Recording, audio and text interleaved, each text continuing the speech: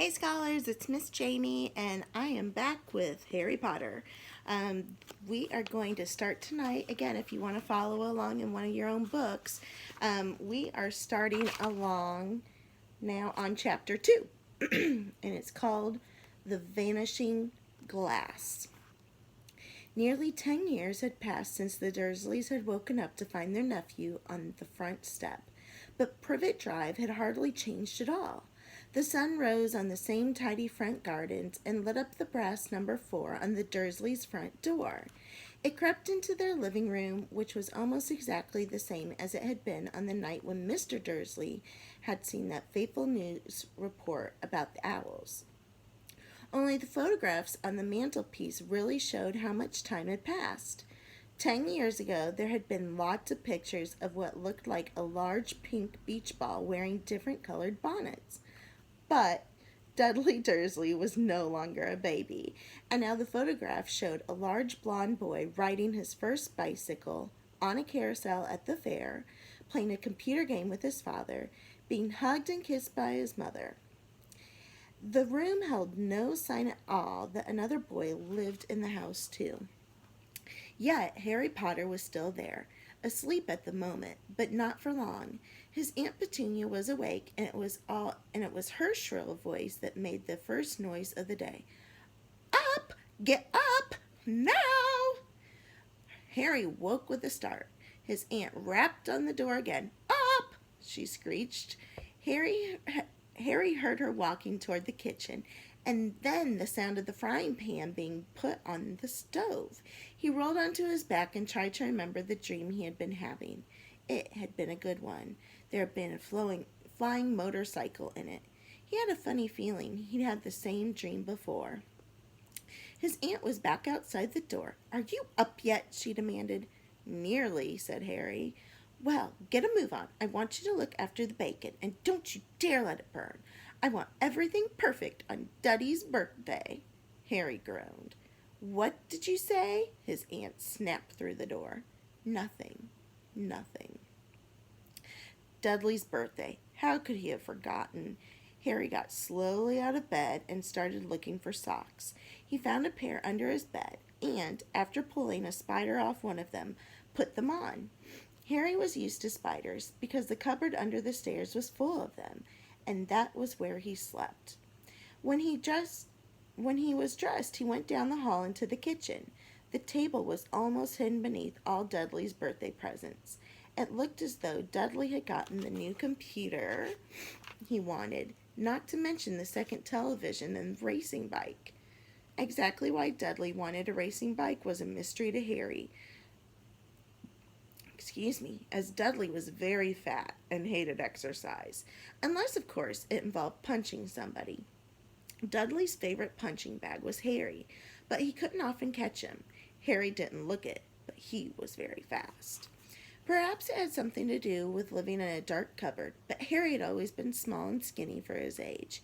He looked even smaller and skinnier than he really was, because all he had to wear were old clothes of Dudley's, and Dudley was about 4 times bigger than he was. Harry had a thin face, knobbly knees, black hair, and bright green eyes. He wore round glasses held together with a lot of Scotch tape because of all the times Dudley had punched him in the nose. The only thing Harry liked about his own appearance was a very thin scar on his forehead that was shaped like a bolt of lightning.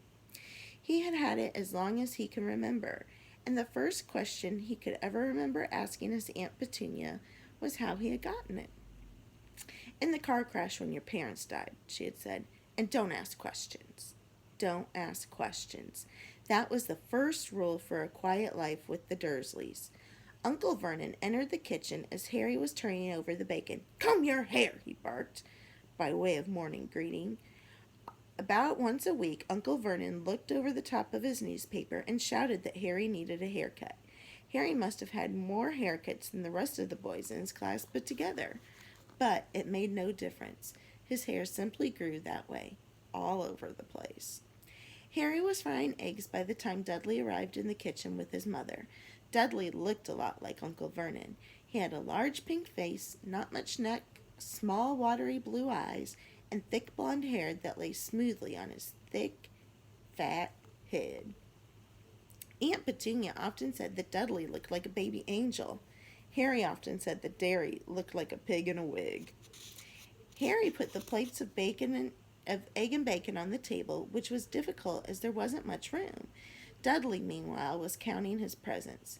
His face fell. 36, he said, looking up at his mother and father. That's 2 less than last year. Darling, you haven't counted Aunt Marge's present. See, it's here under the big one from Mommy and Daddy.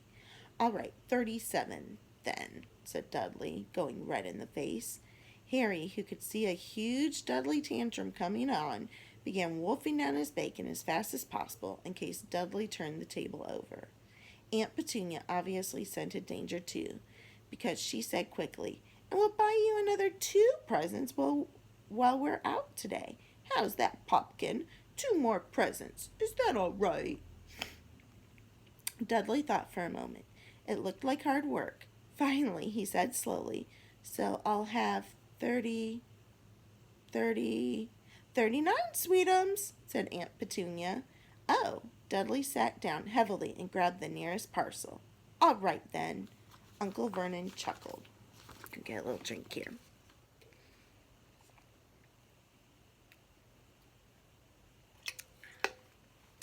Little Tyke wants his money's worth, just like his father. Attaboy, Dudley. He ruffled Dudley's hair. At that moment, the telephone rang, and Aunt Petunia went to answer it while Harry and Uncle Vernon watched Dudley unwrap the racing bike, a video camera, a remote control airplane, 16 new computer games, and a VCR. He was ripping the paper off a gold wristwatch when Aunt Petunia came back from the telephone, looking both angry and worried. "Bad news, Vernon," she said. "Mrs. Figg's broken her leg. She can't take him." She jerked her head in Harry's direction. Dudley's mouth fell open in horror, but Harry's heart gave a leap. Every year on Dudley's birthday, his parents took him and a friend out for the day to adventure parks, hamburger restaurants, or the movies. Every year, Harry was left behind with Mrs. Figg, a mad old lady who lived 2 streets away. Harry hated it there. The whole house smelled of cabbage, and Miss Figg made him look at photographs of all the cats she's ever owned. "Now what?" said Aunt Petunia, looking furiously at Harry as though he planned this. Harry knew he ought to feel sorry that Miss Figg had broken her leg, but it wasn't easy when he reminded himself that it would be a whole year before he had to look at Tibbles, Snowy, Mr. Paws, and Tufty again. "We could ring Marge," Uncle Vernon suggested. "Don't be silly, Vernon. She hates the boy."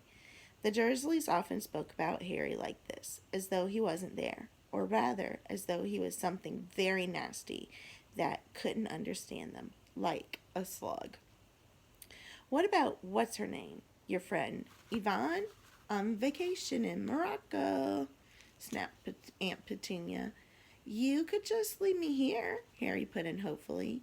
He'd be able to watch what he wanted on television for a change, and maybe even have a go on Dudley's computer.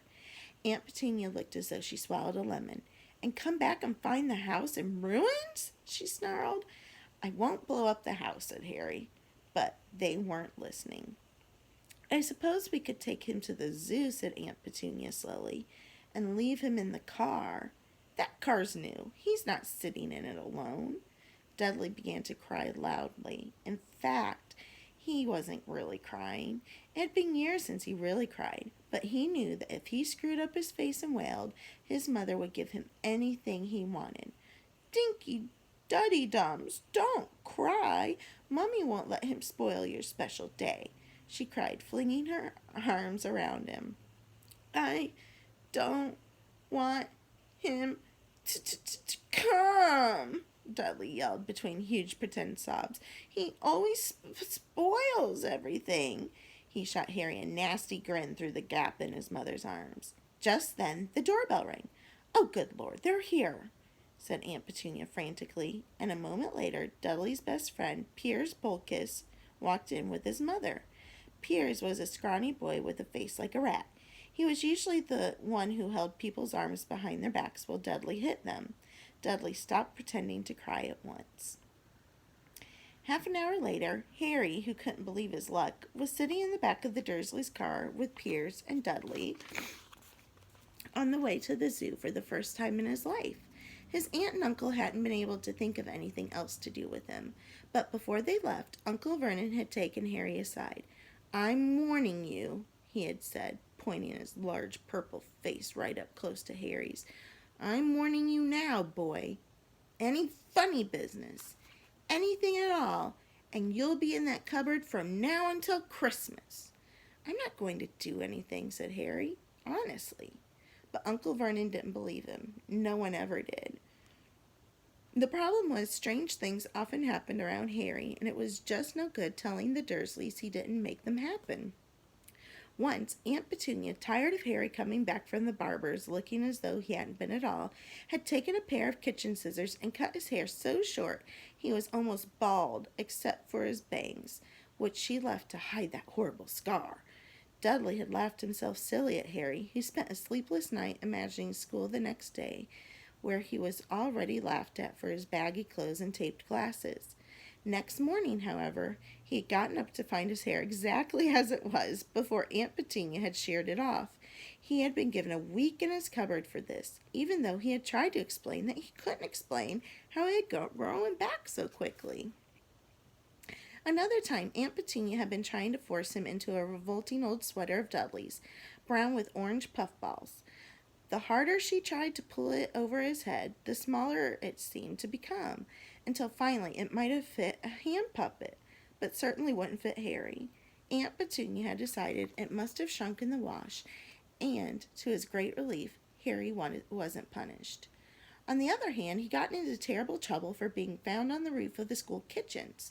Dudley's gang had been chasing him as usual when, as much to Harry's surprise as anyone else's, there he was sitting on the chimney. The Dursleys had received a very angry letter from Harry's headmistress telling them Harry had been climbing school buildings. But all he tried to do, as he shouted at Uncle Vernon through the locked door of his cupboard, was jump behind the big trash cans outside the kitchen doors. Harry supposed that the wind must have caught him in a mid-jump. But today nothing was going to go wrong.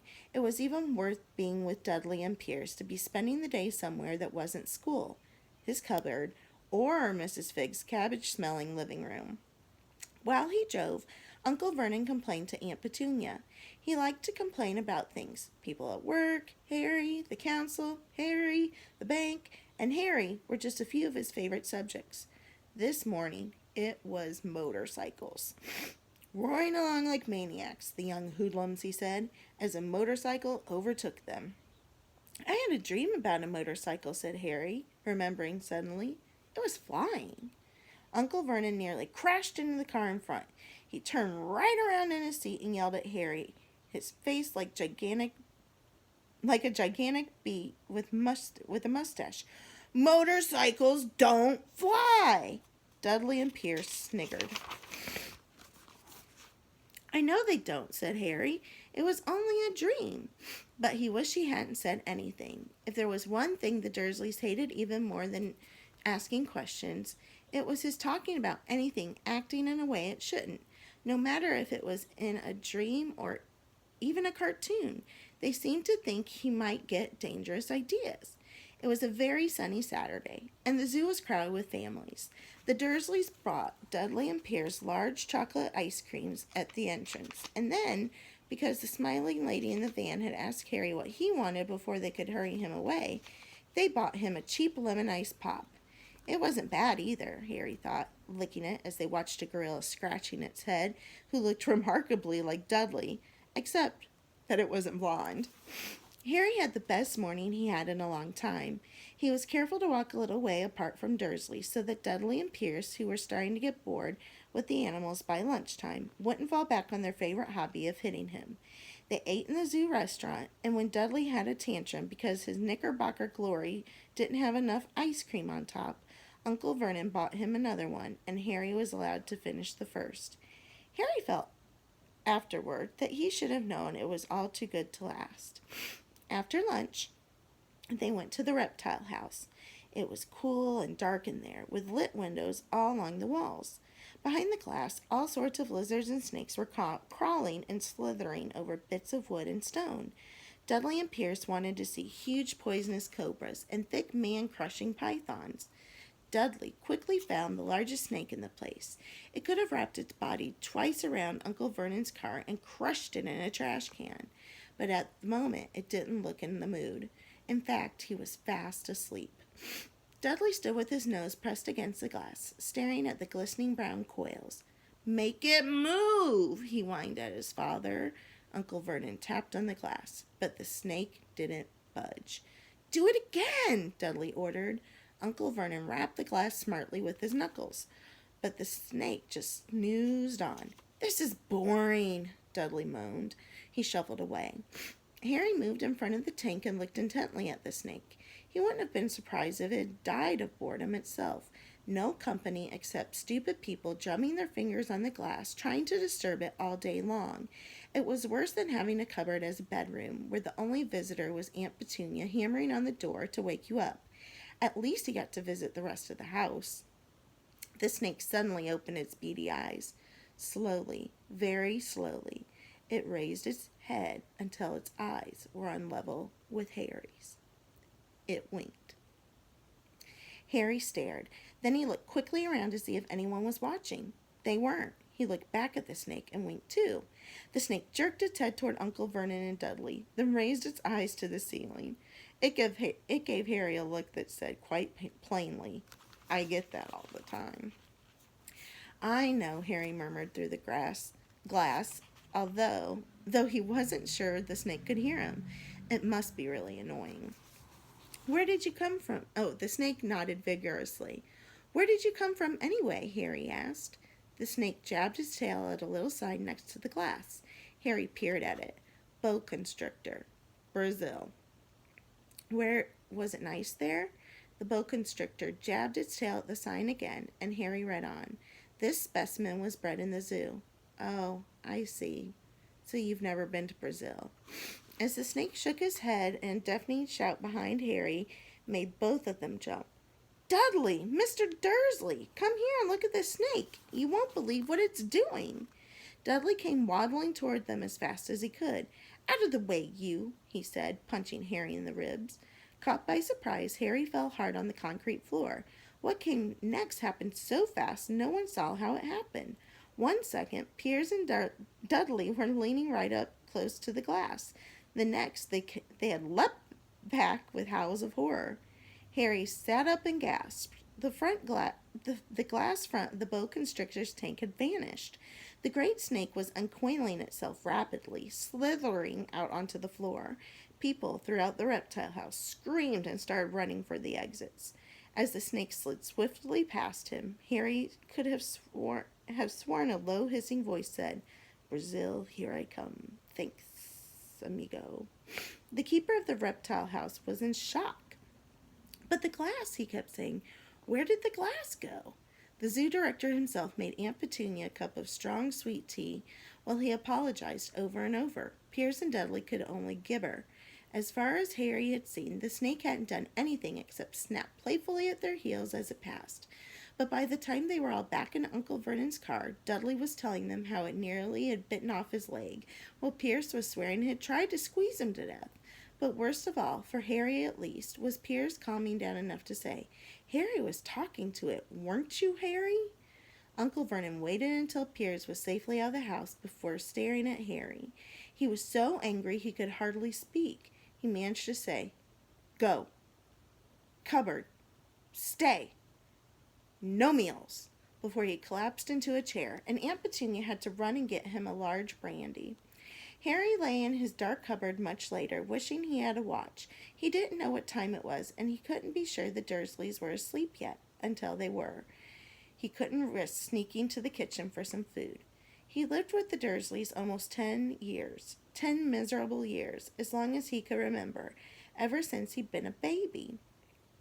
And his parents had died in that car crash. He couldn't remember being in any car when his parents had died. Sometimes, when he strained his memory during long hours in his cupboard, he came up with a strange vision, a blinding flash of green light and a burning pain on his forehead. This, he supposed, was the crash, though he couldn't imagine where all the green light came from. He couldn't remember his parents at all. His aunt and uncle never spoke about them, and of course he was forbidden to ask questions. There were no photographs in the house either. When he had been younger, Harry had dreamed and dreamed of some unknown relation coming to take him away, but it had never happened. The Dursleys were his only family. Yet sometimes he thought, or maybe hoped, that strangers in the street seemed to know him. Very strange strangers they were, too. A tiny man in a violet-topped hat had bowed to him once while he was shopping with Aunt Petunia and Dudley. After asking Harry furiously if he knew that man, Aunt Petunia had rushed them out of the shop without buying anything. A wild-looking old woman, dressed all in green, had waved merrily at him once on the bus. A bald man in a very long purple coat had actually shaken his hand in the street the other day, and then walked away without a word. The weirdest thing about all these people was the way they seemed to vanish the second Harry tried to get a closer look. At school, Harry had no one. Everyone knew that Dudley's gang hated that odd Harry Potter in his baggy old clothes and broken glasses, and nobody liked to disagree with Dudley's gang. So that's the end of chapter 2, and we'll read some more another day.